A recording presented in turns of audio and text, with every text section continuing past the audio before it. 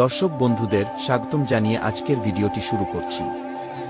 আজকের ভিডিওটি অযোধ্যা হয়ে কিভাবে প্রয়াগরাজ কুম্ভমেলা যাবেন সেই নিয়ে বিস্তারিত আলোচনা করব। নতুন দর্শক বন্ধুদের কাছে অনুরোধ, চ্যানেলটি সাবস্ক্রাইব করুন এবং পাশে থাকা বেল আইকন ক্লিক করে চ্যানেলটির পাশে থাকুন। ধন্যবাদ।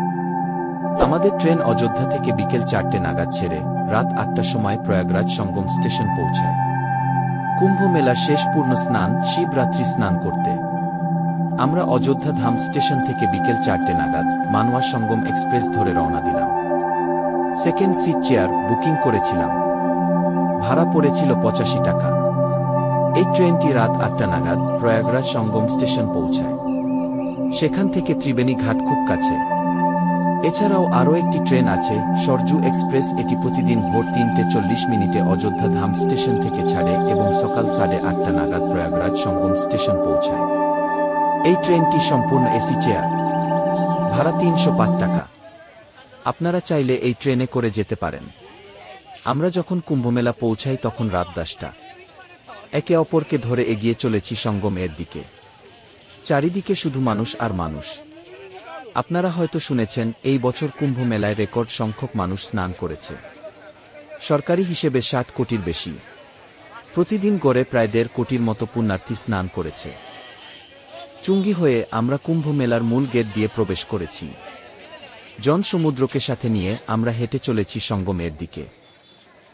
আমরা কুম্ভ মেলার শেষ পূর্ণ স্নান শিবরাত্রি স্নান করতে গিয়েছিলাম। রাতের দিকে ভালোই ঠান্ডা ছিল, সরকারি ব্যবস্থা ভালো ছিল। জন সমুদ্র এগিয়ে চলেছে সঙ্গম ঘাটের দিকে। যারা এই বছর মহাকুম্ভ মেলায় এসেছে তারাই একমাত্র সেই দিব্য অনুভূতি লাভ করতে পেরেছে। সনাতনী হিন্দুদের মিলন ক্ষেত্র জেন মহামানবের মিলন তীর্থ সৃষ্টি করেছে। আমরা হাঁটতে হাঁটতে চলে এলাম কচ্ছপ দ্বারের সামনে। কিছুক্ষণ এখানে বিশ্রাম নিয়ে নিলাম। প্রায় 1 ঘন্টা ধরে হাঁটছিলাম। আমরা তো কমই হেঁটেছি। অনেক মানুষ 7 থেকে 8 ঘন্টা হেঁটে তারপর সঙ্গম ঘাটে পৌঁছেছে। কচ্ছপ দ্বারের সামনে আমরা যতক্ষণ বিশ্রাম নিয়েছি ততক্ষণ দেখলাম হাজার হাজার মানুষ শুধু হেঁটে চলেছে আর মুখে একটাই ধ্বনি, পার্বতী পথে হর হর মহাদেব, জয় মা গঙ্গা, জয় মাতা যমুনা। একটুখানি বিশ্রাম নিয়ে আবার আমরা হেঁটে চলেছি সঙ্গম ঘাটের দিকে। এই বছর মহাকুম্ভ মেলা শুরু হয়েছে 13 জানুয়ারি এবং শেষ হবে 26 ফেব্রুয়ারি। উত্তর প্রদেশের তীর্থরাজ প্রয়াগরাজে মহাকুম্ভ মেলা অনুষ্ঠিত হয়েছিল। সামনে যে গেট দেখা যাচ্ছে এটা নন্দীদ্বার। নন্দীদ্বার থেকে বাম দিকে গঙ্গা নদী, সোজা সামনে সঙ্গম ঘাট, আর সঙ্গম ঘাটের ডান দিকে যমুনা নদী আর মা সরস্বতী নদী অদৃশ্য অবস্থায় রয়েছে। তাই এই স্থানকে বলা হয় ত্রিবেণী সঙ্গম। পুরাণ অনুসারে এই স্থানে সাগর সঙ্গমের অমিত বিন্দু পড়েছিল। আমরা যখন সঙ্গম ঘাটে পৌঁছেছিলাম তখন অসংখ্য মানুষ পূর্ণ স্নান করছিল। আমরা রাত্রি বেলা স্নান করিনি। পরদিন শিবরাত্রি পূর্ণ স্নান করব বলে গঙ্গা নদীর উপরের অসংখ্য অস্থায়ী পিপা পুল বানানো হয়েছে। এই পিপা পুল দিয়ে এবার আমরা সবাই হাঁটতে হাঁটতে নদীর অপর প্রান্তে চলে এসেছি, যেখানে নাগা সাধুদের আস্তানাগুলো ছিল। আমাদের লক্ষ্য ছিল অরহল ঘাটে স্নান করা, যেখানে প্রকৃত গঙ্গা, যমুনা এবং অদৃশ্য সরস্বতী মিলিত হয়েছে, যেখানে আমাদের দেশের প্রধানমন্ত্রী মাননীয় শ্রী নরেন্দ্র মোদী স্নান করেছে। রাতের পিপাপুল থেকে সঙ্গম দেখতে সুন্দর লাগছিল। চারিদিকে শুধু আলোর সমুদ্র। এই পিপাপুলগুলো এতই মজবুত যে ছোট গাড়িগুলো চলে যেতে পারে। আমরা হাঁটতে হাঁটতে ত্রিবেণী ঘাটের কাছে পৌঁছে যাই। সেখানে একটু বিছানা করে শুয়ে পড়ি। দেখতে দেখতে রাত কেটে ভোর হয়ে গেল। সকালে দেখলাম অসংখ্য মানুষ স্নান করছে, আর বেলা যত বাড়ছে সঙ্গম ঘাটে ভিড় তত বেড়েই চলেছে। আমরা শুভ মুহূর্তের জন্য অপেক্ষা করছিলাম। সকাল 9টার সময় শুভ মুহূর্তে এক এক করে স্নান শুরু করেছি।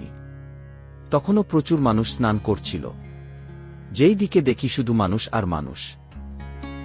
মা গঙ্গা জয় ধ্বনি দিয়ে আমরা পূর্ণ স্নান করছি। বাচ্চা, বয়স্ক সমস্ত বয়সের মানুষ আনন্দের সাথে স্নান করে চলেছে। কেউ ফুল মালা দিয়ে গঙ্গা আরতি করছে, কেউ গঙ্গায় ফল, নারকেল ভাসিয়ে দিচ্ছে। কিছু মানুষ নদীর পাড়ে পুরোহিত দিয়ে পুজো দিচ্ছে। প্রশাসনের সজাগ দৃষ্টি ছিল। নদীতে স্পিড বোট দিয়ে জল পুলিশ টহল দিচ্ছিল, আর আকাশে দেখলাম হেলিকপ্টার দিয়ে সকলের উপরে ফুল ছড়ানো হচ্ছে। উত্তরপ্রদেশ যোগী সরকারের ব্যবস্থা ছিল চোখে পড়ার মতো। বাঁশের ব্যারিকেড দিয়ে প্রত্যেকটি ঘাট বাঁধা ছিল। 2025 সালের প্রয়াগরাজে মহাকুম্ভ মেলা বিশেষভাবে বিরল, যা প্রতি 144 বছর অন্তর একবার অনুষ্ঠিত হয়। তীর্থযাত্রীরা পবিত্রতা এবং মোক্ষ বা মুক্তি কামনা করে নদীতে পবিত্র স্নান করেন।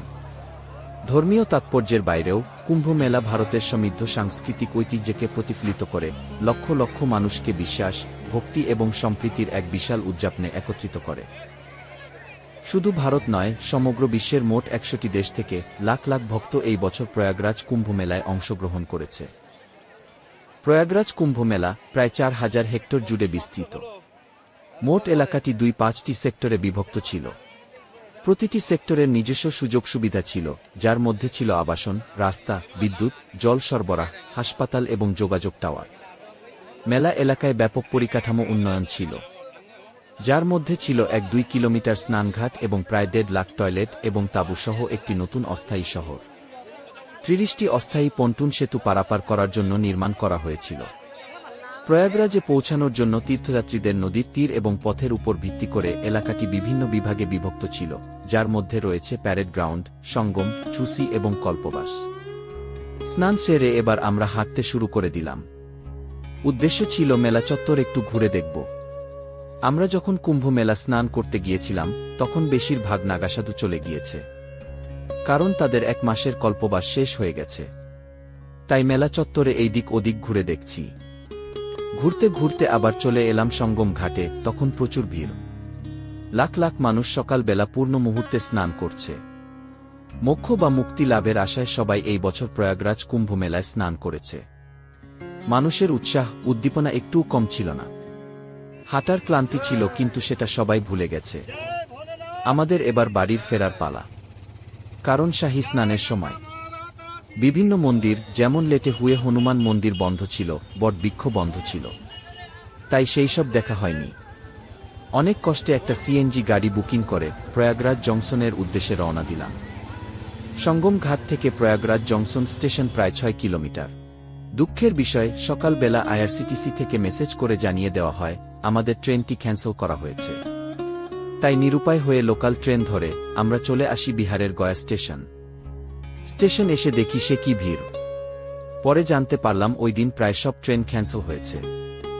গয়া থেকে পরদিন সকালে আমাদের ট্রেন ছিল হাওড়া পর্যন্ত। বন্ধুরা, অযোধ্যা হয়ে কুম্ভ মেলা ভ্রমণ আজ এখানে শেষ করছি। ভিডিওটি ভালো লাগলে বন্ধুদের সাথে শেয়ার করুন। কোনো তথ্য জানতে চাইলে নিচে কমেন্ট করুন। ভালো থাকুন, সুস্থ থাকুন, ধন্যবাদ।